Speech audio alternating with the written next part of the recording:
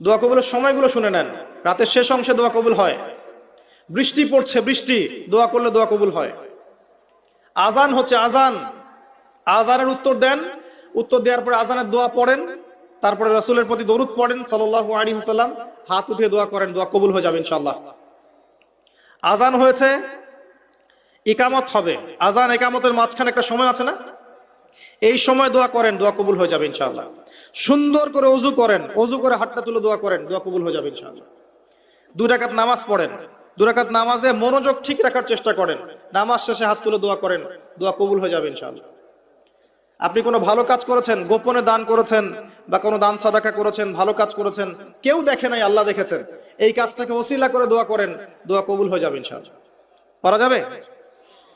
আরেকটা বড় অস্ত্র বলে দিচ্ছি, নামাজের সেজদায় যখন আপনার মাথা, আপনার সবচেয়ে উঁচু জায়গাটা, সবচেয়ে